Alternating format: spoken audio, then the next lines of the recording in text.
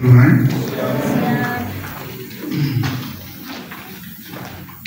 Tolong tampilkan slide-nya, thank you.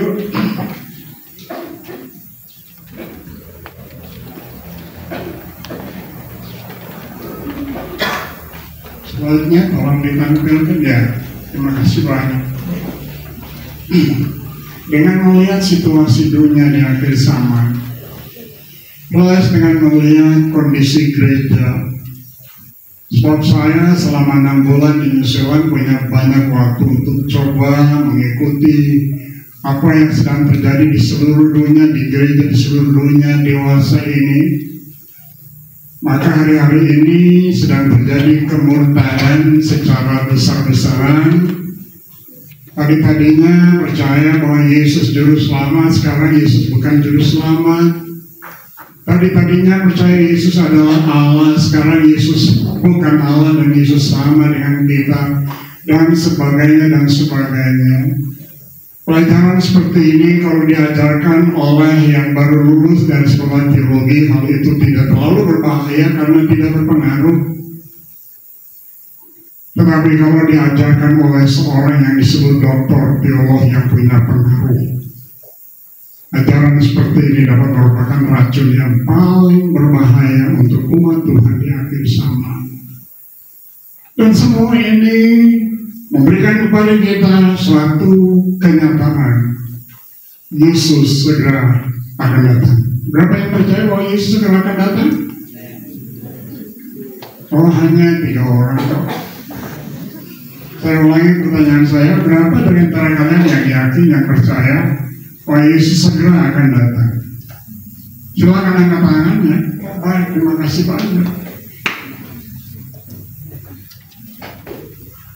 Karena itu hari-hari ini adalah hari-hari persiapan bagi kita menyongsong kedatangannya yang sudah tidak lama lagi itu. Tidak jadi ya, kenapa? Apanya yang salah?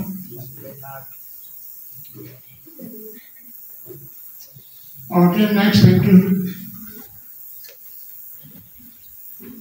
Ya, mari kita akan baca sama-sama, tidak perlu berdiri, duduk saja, baca sama-sama, 1, 2, 3. Kata Yesus kepadanya, percayalah padaku hai perempuan, saatnya akan tiba bahwa kamu akan menyembah Bapa, bukan di gunung ini dan bukan juga di Yerusalem. Kamu menyembah apa yang tidak kamu kenal, kami menyembah apa yang kami kenal, sebab keselamatan datang dari bangsa Yahudi. Next, thank you. Baca. Tetapi saatnya akan datang dan sudah tiba sekarang bahwa penghamba benar akan menyembah Bapa dalam roh dan kebenaran. Sebab Bapa menghendaki penyembah demikian. Allah itu roh dan siapa menyembah Dia harus menyembahnya dalam roh dan kebenaran. Harus, perhatikan kata itu. Harus merupakan suatu keharusan atau merupakan suatu kewajiban untuk menyembah Dia dalam roh dan kebenaran.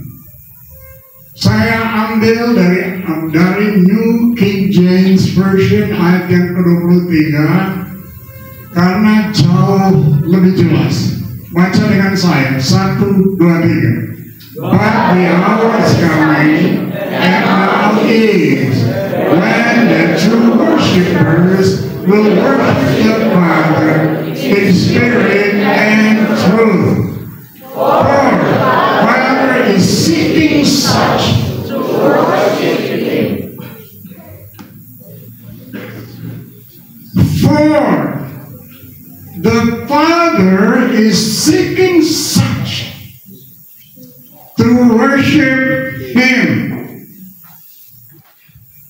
Ini suatu pernyataan yang bagi saya agak sulit untuk dapat diterima. Mengapa agak sulit diterima? Tuhan Allah pencipta, menciptakan segalanya, Kuasa menciptakan Anda dan saya, betul? Tapi lihat, yang mengajar bukan orang lain. Yang mengajar adalah Yesus sendiri. For the Father is seeking such to worship Him. Karena Bapa sedang mencari orang-orang yang diciptakannya untuk menyembah Dia. Izinkan saya bertanya pagi ini, apakah beliau sedang mencari di antara kita orang-orang yang menyembah Dia? Benar, beliau sedang mencari di antara kita orang-orang yang menyembah Dia. Dan yang beliau cari adalah next thank you. Tadi bisa, tapi sekarang sudah nggak bisa. Next thank you.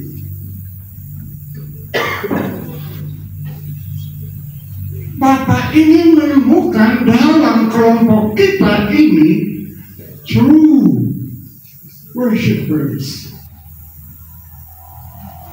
penyembah yang benar. Sekarang acara kebaktian minggu agak berubah sedikit dan saya bersyukur. Saya ini seorang bapak rohani. Sudah 60 tahun terlibat dalam pelayanan. Dan salah satu kerinduan terbesar saya adalah rindu untuk selalu mempermuliakan Tuhan. Dalam semua keputusan, dalam semua tindakan, meskipun belum sempurna, itulah tujuan dari hidup ini. Beliau dipermuliakan dengan hidup saya. Karena saya kepingin sekali termasuk dalam kelompok true worshiper, penyembah yang benar. Saya pasti di akhir khotbah ini kita semua harus membuat keputusan. Kata worship, kata yang umum yang biasa dipakai mempunyai seperti itu tuh proskuneo yang mempunyai beberapa pengertian. Memberi hormat dengan cara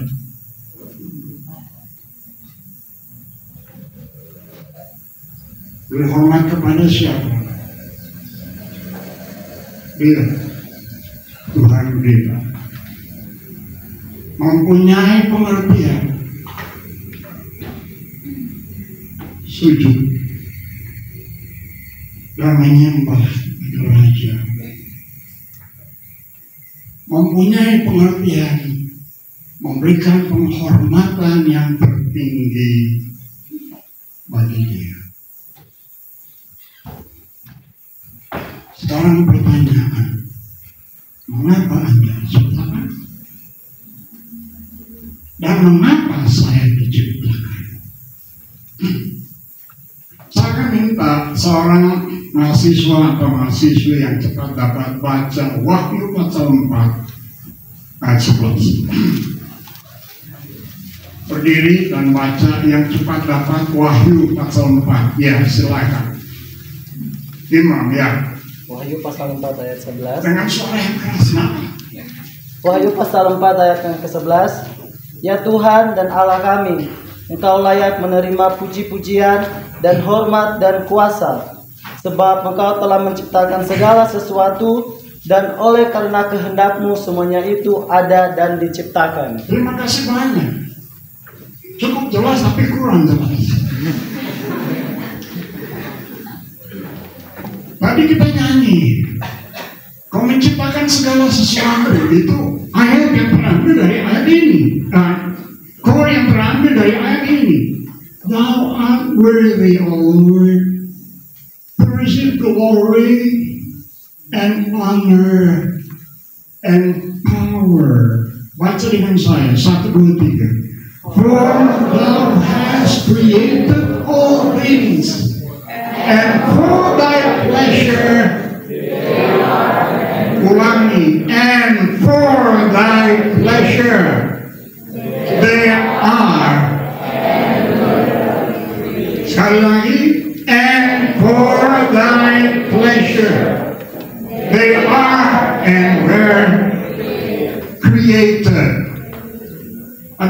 ayat lagi baru kita akan ambil kesimpulan mengapa kita diciptakan. Satu ayat lagi kita baca sama-sama, 1, 2, 3. Sebab segala sesuatu adalah dari Dia dan oleh Dia dan kepada Dia. Bagi Dialah kemuliaan sampai selama-lamanya. Kesimpulan, mengapa Anda diciptakan?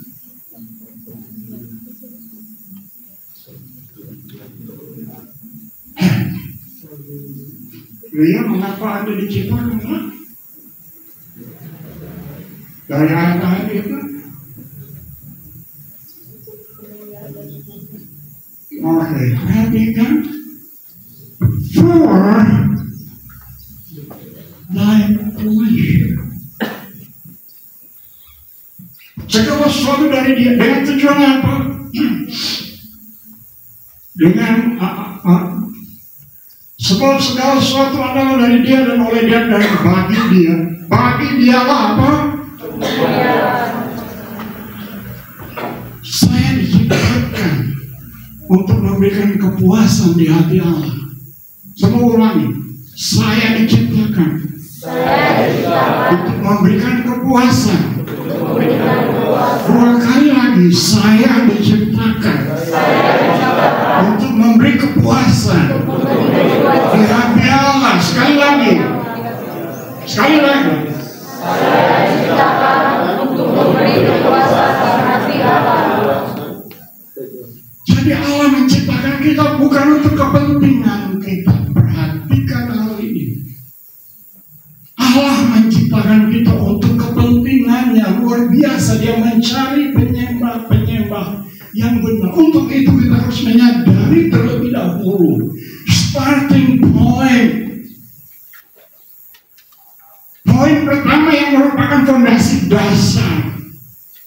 Sebelum kita masuk lebih jauh untuk melihat kebenaran tentang penyembahan kepada Allah, maka kita semua harus menyadari I am created for His pleasure. Aku diciptakan untuk kepuasannya.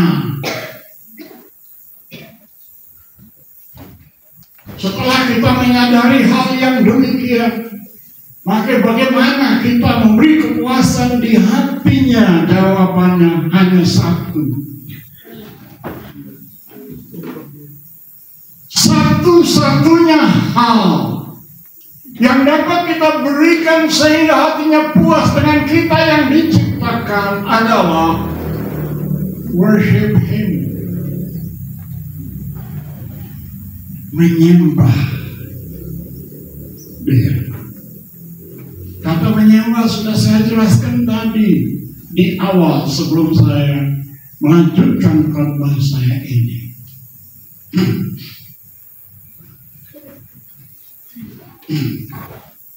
Sekarang pertanyaan, kapan kita harus menyembah Dia sesuai dengan ayat-ayat yang dibaca Yohanes pasal 4 ayat 21 sampai dengan 24 tadi, percakapan antara Yesus dengan wanita Samaria.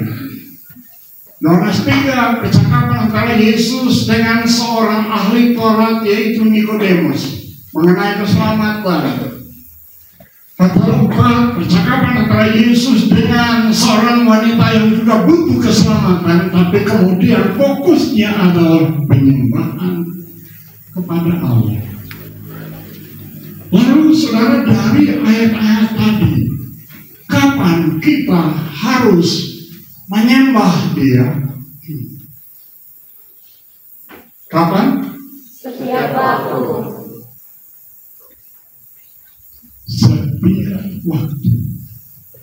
Kiranya Tuhan tolong supaya waktu keluar dari kebaktian ini tidak berkata, aku sudah selesai menyembah Tuhan. Penyembahan kepada Allah itu harus kita lakukan setiap waktu. Kenapa? Saatnya sudah tiba. Penyembah-penyembah yang benar tidak lagi menyembah di Yerusalem atau di tempat-tempat yang lain. Tapi saatnya sudah tiba, penyembah yang benar akan menyembah Bapa dengan apa? Roh dan dengan kebenaran. Itu tidak berarti bahwa tempat di mana kita menyembah bersama itu tidak penting. No. Tapi kita perlu lihat bahwa hal penyembahan kepada Allah merupakan pelayanan yang kita berikan kepadanya setiap waktu. Itu sebabnya ada private worship. Kalau kalian mengikuti pendidikan hanya dengan tujuan sebuah surat berharga yang membuktikan Anda telah S1 keluar dalam pelayanan, Anda SPLN. Anda tidak laku. Tapi kalau memang Anda menyadari bahwa pelayanan kepada Allah dalam bentuk penyembahan merupakan setiap waktu, sehingga Anda akan mengambil waktu untuk berfellowship pribadi dengan dia, disinilah akan menentukan pertumbuhan hidup kerohanian Anda.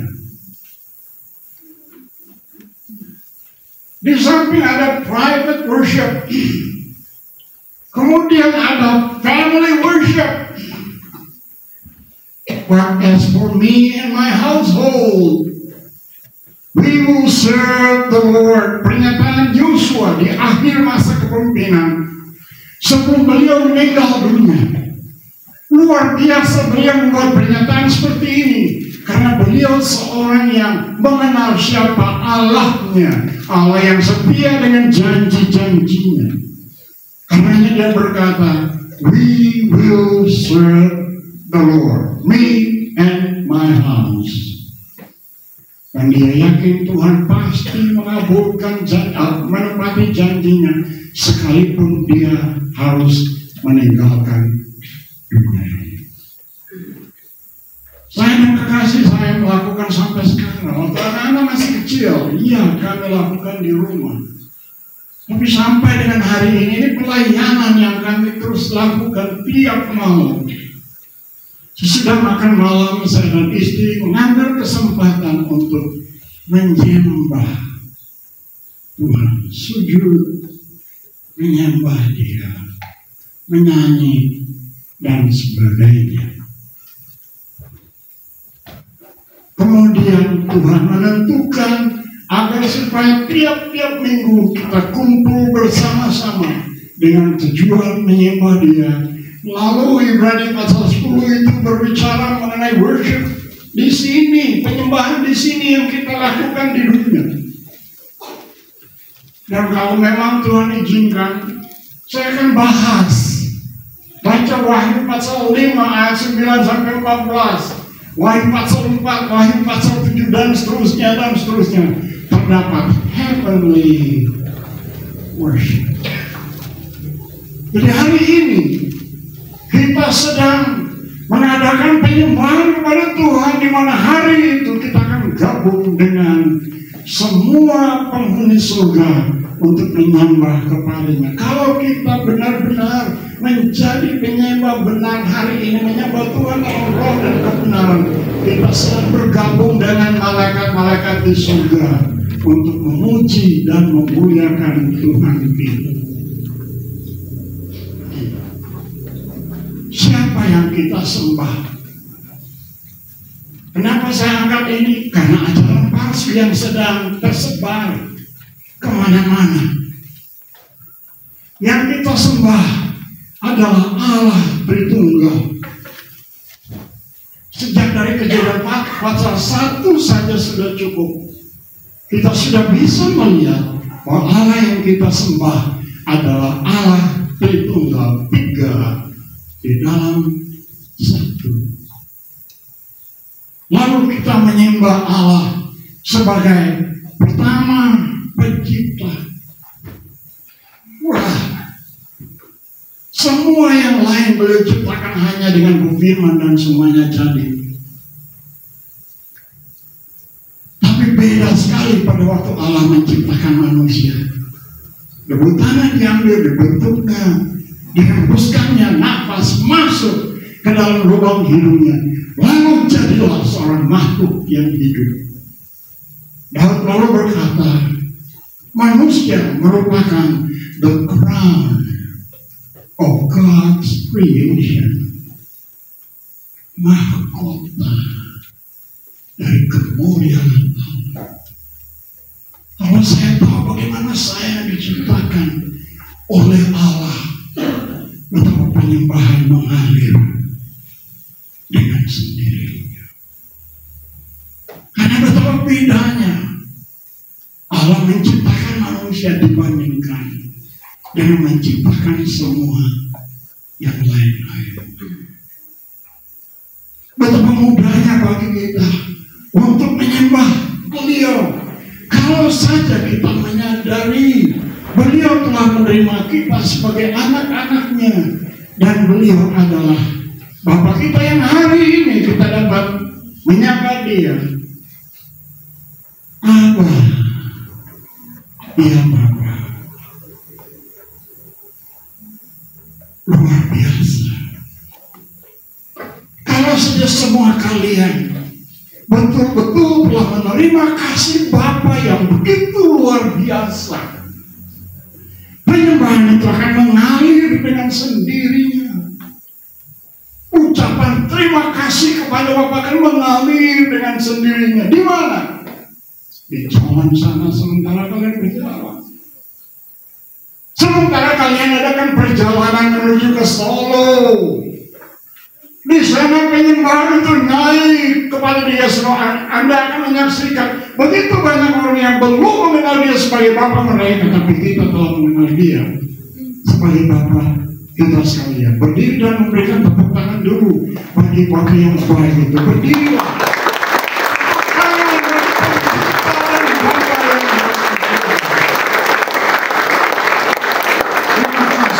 Silakan duduk.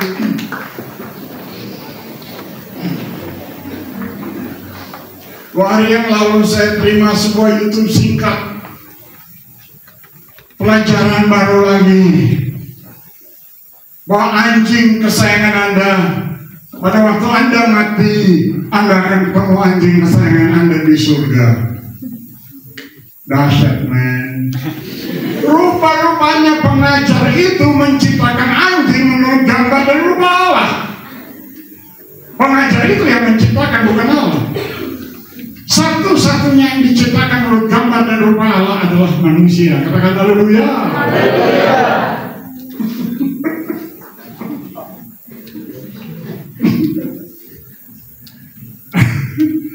Saya suka pelihara anjing, tapi kalau anjing ganggu saya malam-malam, gonggong.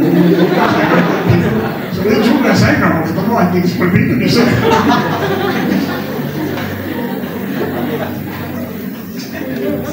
Gimana ini pagi saya khotbah 2 jam ya?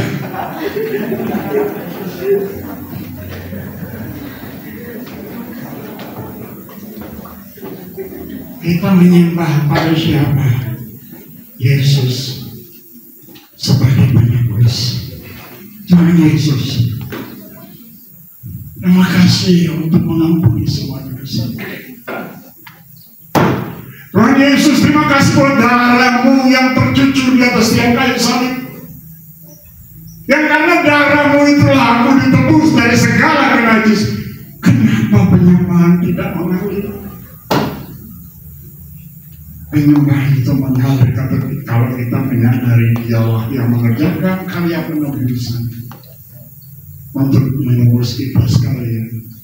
Bahwa Dia adalah juru selamat. Yesus Tuhan, Dialah penguasa tunggal yang menguasai seluruh eksistensi kehidupan kita.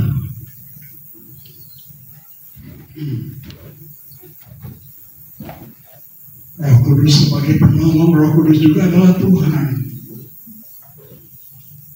Kita ikuti pimpinan Roh Kudus, kita akan menghasilkan buah roh. Katakan amin. Saudara, pada waktu tanaman kita tanam tidak langsung kita petik buahnya. Tatkala sudah saat berbuah dengan sendirinya tanpa terpaksa. Begitulah keberadaan hidup kita sebagai umat percaya. Semakin kita bertumbuh dalam kehidupan rohani kita, semakin kita akan memanifestasikan karakter Yesus yang sekarang sudah berada di dalam kehidupan kita sekali. Allah Tritunggal yang kita sembah. Bagaimana kita harus menyembah Dia? Maka hal ini tidak dapat dipisahkan, yaitu menyembah dalam roh dan menyembah dalam kebenaran. Baca dengan suara yang keras. Pengertian menyembah dalam roh dan menyembah dalam kebenaran. Baca dengan suara yang keras. 1, 2, 3.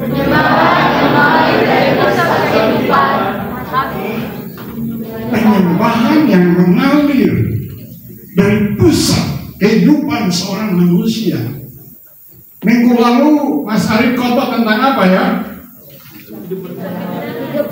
Hidup berkemenangan, ya kan?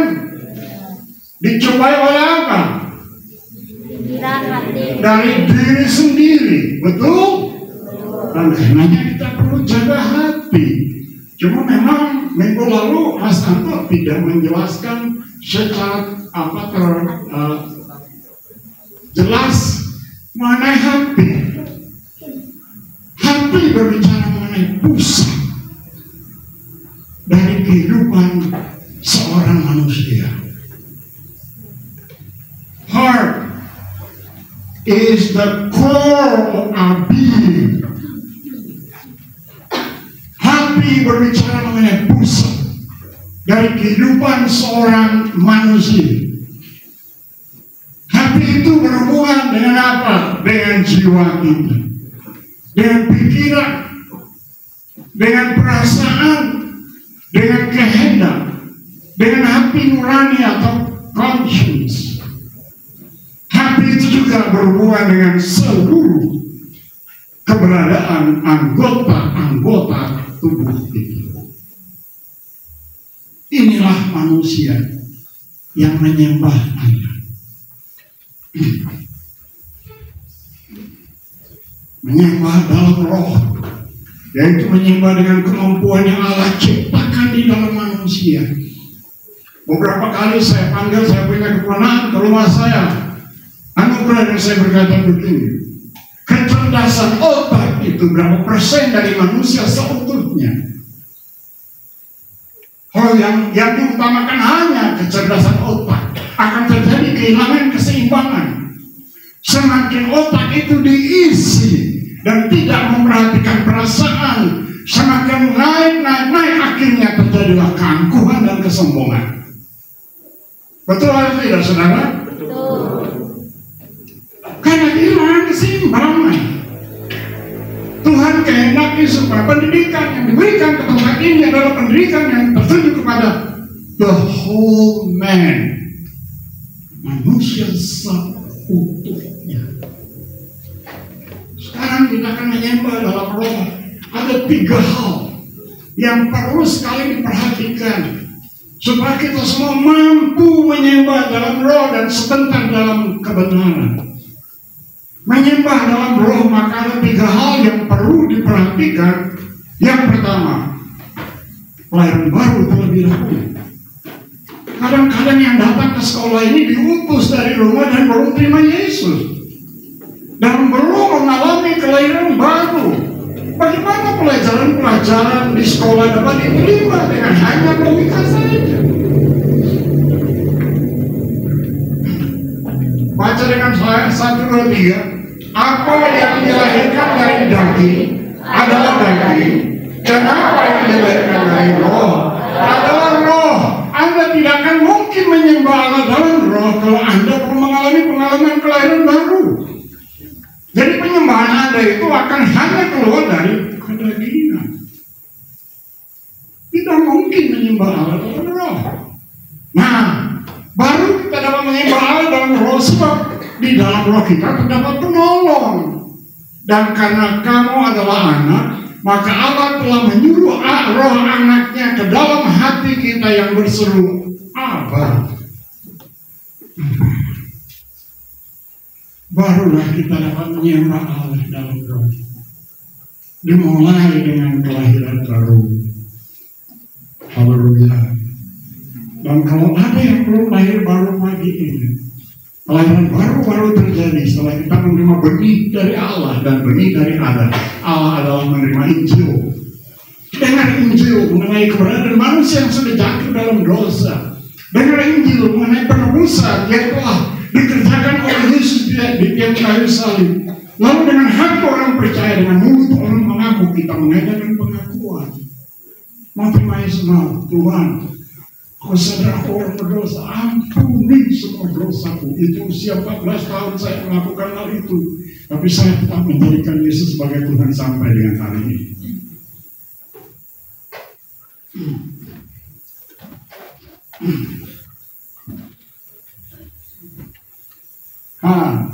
Halo, selamat pagi. Halo, selamat pagi. Halo. Sedang memuji Tuhan, pikiranmu di mana? Sedang mendengar firman Allah, pikiranmu di mana?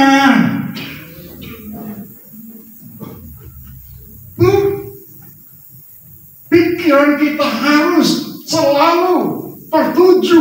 Itulah sebabnya penyembahan itu akan dapat kita lakukan tiap saat dalam hati.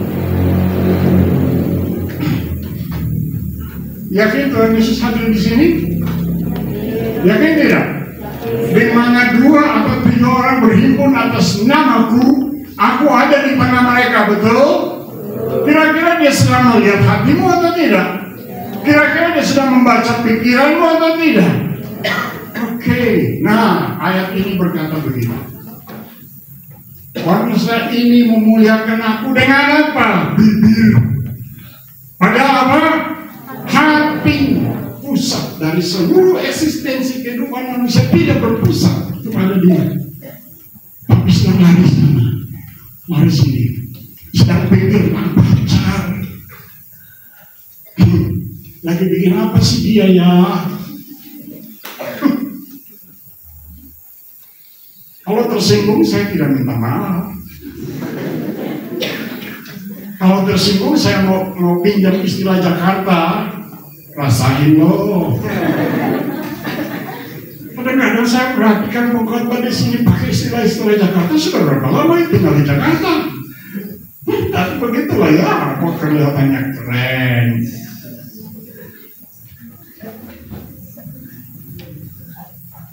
Saudara, pikiran kita harus terus dibaharui.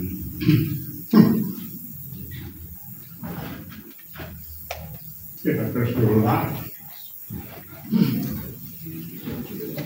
Kita baru dapat menyembah Allah dalam roh yang bebas. Kalau saja hati kita bersih. Kalau saja hati kita suci. Nanti sebentar saya akan angkat tari-tarian itu. Karena terjadi di sini berkali-kali. Lalu saya tegur. Gitu. Nanti saya angkat. Jadi kalau ada di sini yang datang dengan bajunya siap untuk tamborin dan tarian, siap saja dengar.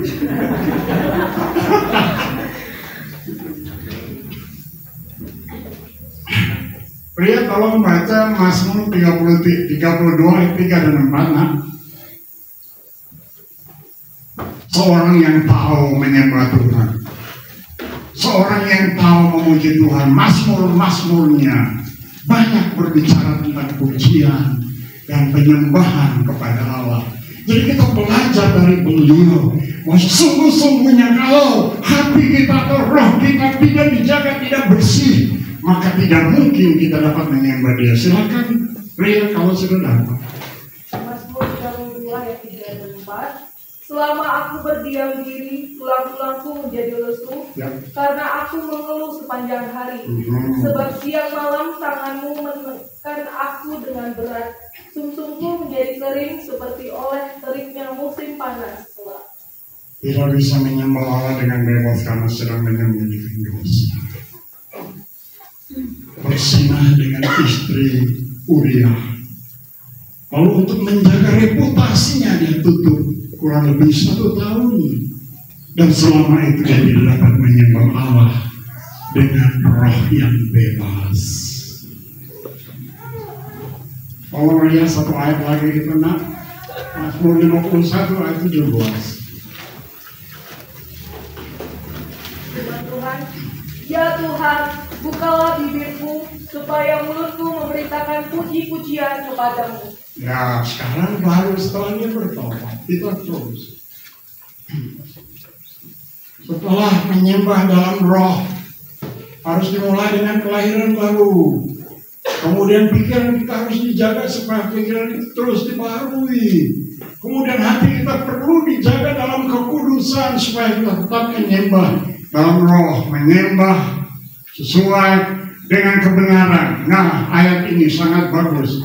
Aku menjawab, jika kau makan, atau jika kau minum, atau jika kau melakukan sesuatu yang lain, baca, lakukanlah. 1, 2, 3. Lakukanlah semuanya itu untuk kemuliaan Allah. Anda diciptakan untuk apa? Memberikan kemuliaan bagi Dia, bukan? Jadi semua yang kita lakukan harus untuk kemuliaannya. Itu tuntutan dari Pencipta dan dari Bapa kita sekalian. Boleh nggak makan RW? Boleh. Nanti nggak ketemu di surga tuh. Karena katanya anjing kesayangan nanti ketemu di surga. Yang suka makan RW saya mau berkata, bertobat hari ini soal tidak akan bertemu dengan anjing-anjingnya di surga.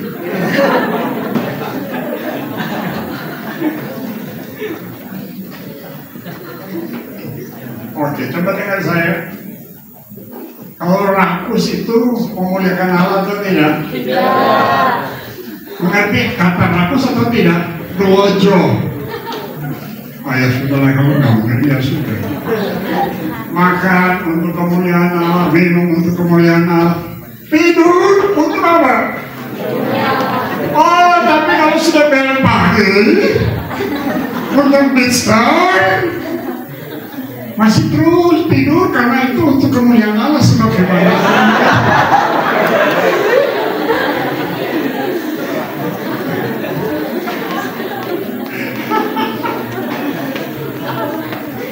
Segala sesuatu yang kita lakukan adalah untuk kemuliaan Allah, karena menyembah kepada Tuhan tidak dibatasi dengan waktu. Akan berlangsung terus sampai di surga, tapi di surga itu tidak sekedar hanya menyembah. Ada tugas-tugas yang dapat kita kerjakan. Haleluya. Cuma saya nggak bisa mancing lagi nanti di langit baru dan bumi baru sebab tidak ada laut. Pak Firman, langit baru, bumi baru ada laut nggak Pak? Belum pernah ke sana, Om. Nah, itu memang jawaban orang pintar tuh, belum pernah ke sana. Saya juga belum pernah ke sana, cuma kita bilang tidak ada lautan. Aku ini langit baru dan bumi baru kan? Jangan-jangan ada. Oke, kembali sudah dulu.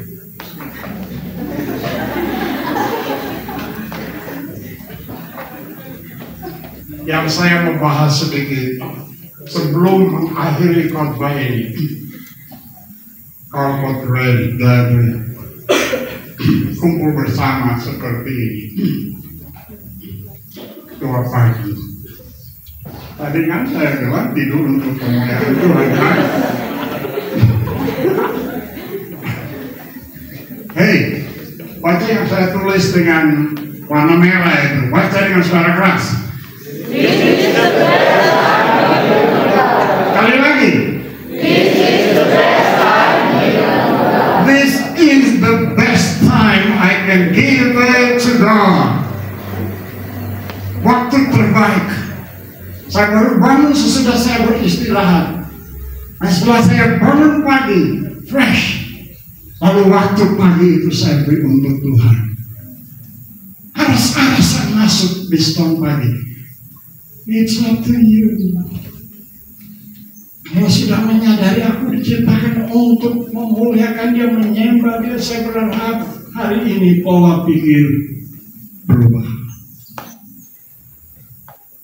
Masih Biston dengan seluruh eksistensi. Orang lain berdoa, kita topang dalam doa.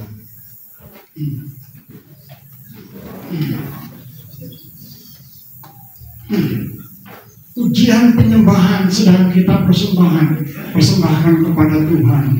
Yang lain-lain sedang sungguh-sungguh menikmati. Yesus Tuhan, mengaku Yesus sebagai Tuhan, dan Allah kami mengakui Dia sebagai Allah. Itu lahir, bukan seperti burung beo.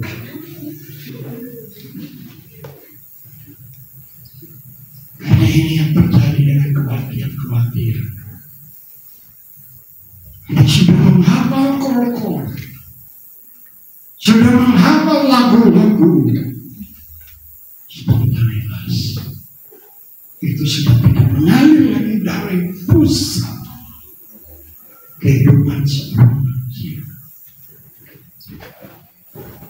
Diiringi dengan musik, drum kencangnya luar biasa, keyboard pelannya luar biasa, lead gitar kencang. Rupanya sedang terjadi apa ya? Kompetisi mungkin. Siapa yang paling keras kan?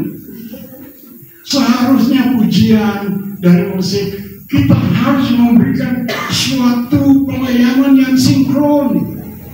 Pemain musik semua harus dengar satu dengan yang lain, agar supaya mengiring kita dalam nyanyian puji-pujian semuanya itu berjalan dengan bagus, memberikan sebuah simfoni pada pencipta kita dan kepada Bapa di surga. Sebelum saya lebih jauh, perhatikan, penyembahan kepada Allah tidak ada urusan dengan kepentingan diri. Semua penyembahan kepada Allah tidak ada urusan dengan kepentingan diri sendiri.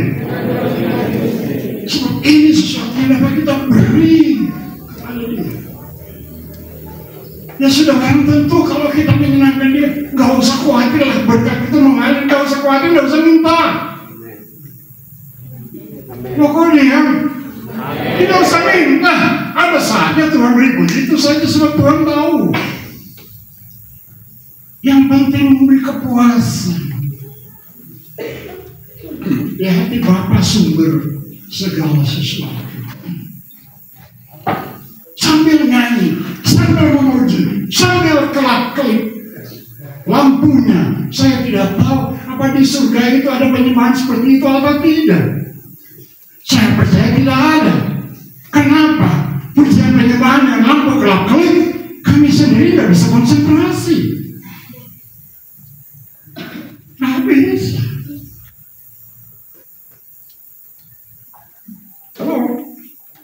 Sementara saya berkhotbah, lampunya kelap-kelip. Wah, saya tembak langsung.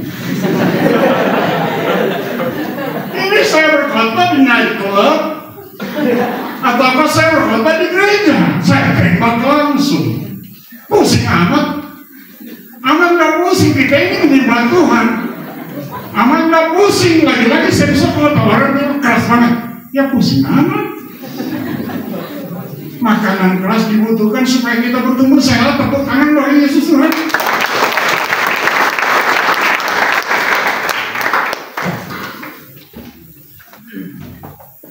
Kenapa ujian kok selalu nilainya kursi katanya?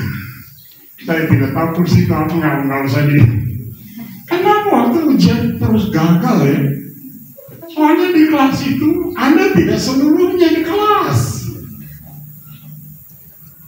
Dengan firman Allah harus dengan segenap, karena itu penyembahan kepada Tuhan, penghormatan kepada Tuhan. Yang kita dengar bukan perkataan Samuel Sokota, yang kita dengar perkataan Allah. Iya atau tidak?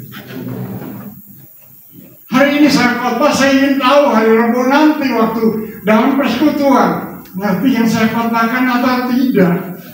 Masih ingat atau tidak? Kenapa tidak ingat? Pikirannya di mana sementara khotbah disampaikan? Problemnya itu kekasih Tuhan. Problemnya itu.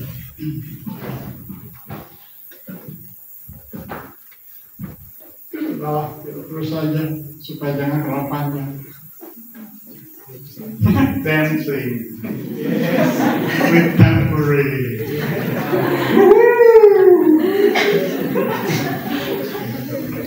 Hebat. Waduh, malaikat-malaikat sedang menari. Betul, Mazmur 149 ayat 1-3 berbicara mengenai dancing and timbrel. Itu betul, itu tidak salah. Tapi pertanyaannya, apakah kita lakukan tiap hari Minggu? Apakah kita lakukan tiap hari Minggu? Tunggu dulu. Terjadi di sekolah ini.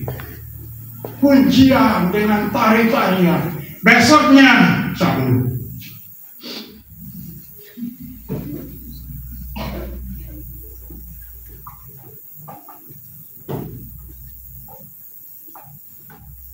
Katanya penyembahan kepada Allah. Sambil nari-nari, sambil membangkitkan. Saya terang-terangan melalui seks.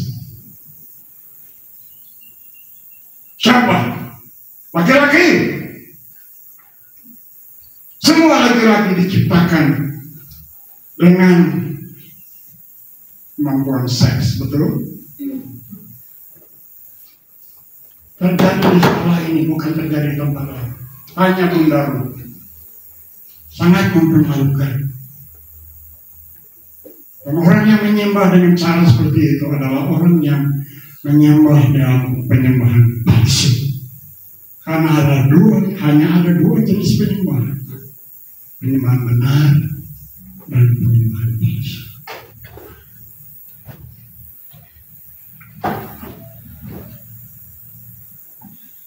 Kerub yang pikul, seorang pria katanya kerub dengan seorang wanita muda sambil pikul satu dengan yang lain, katanya ini penyembahan kepada Allah.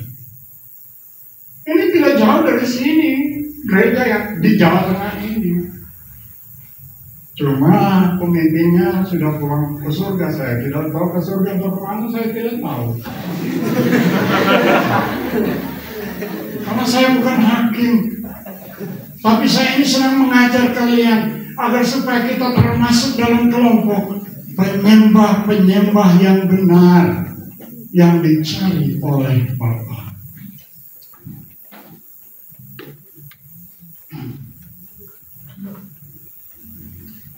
Apa yang akan terjadi dengan mereka yang menyembah Tuhan tapi tidak sesuai dengan perintah dari Tuhan? Ada satu contoh yang saya dapat ambil dari Alkitab. Kita baca bersama-sama 1, 2, 3. Kemudian anak-anak Harun, Nadab dan Abihu, masing-masing mengambil perbalaannya, membubuh api ke dalamnya, serta menaruh ukupan di atas api itu. Dengan demikian mereka mempersembahkan kepada Tuhan api yang asing yang tidak diperintahkannya kepada mereka. Ayat 2. Lalu menghanguskan keduanya sehingga api tidak dapat Tuhan. Saya tidak tahu zaman ini Tuhan masih begitu atau tidak. Tapi saya kira Allah PL dan Allah PB adalah Allah yang sama. Haleluya. Saya pernah bertanya kepada Pak Yehezkiel, pengkhotbah siapa yang sudah tampil untuk tunjukkan bahwa Allah PL dan Allah PB adalah Allah yang sama, yang juga menghukum orang-orang yang hidupnya dalam pemberontakan terhadap dia.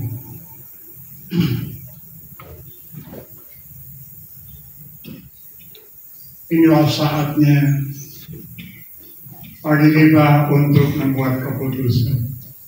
Apakah semua yang kita lakukan menyenangkan Tuhan? Saya tidak tahu, Anda sendiri jawab. Ataukah hanya sebuah acara untuk entertain yang hadir.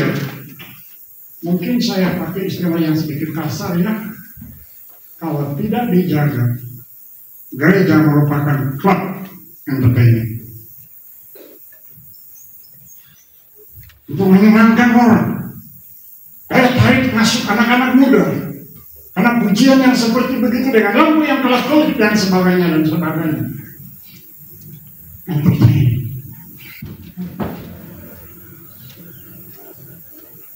Apakah semua yang kita lakukan hanyalah sebagai sebuah tradisi?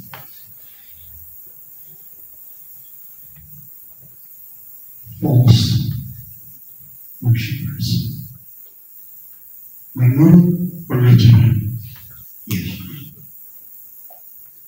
Pengajaran Yesus.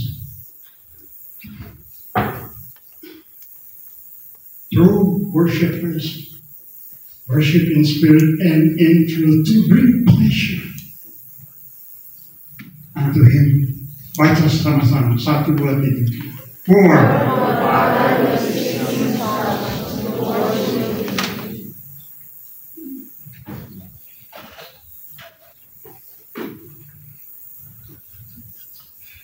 mari kita menyembah di seluruh eksistensi. Pemain musik tampil ke depan.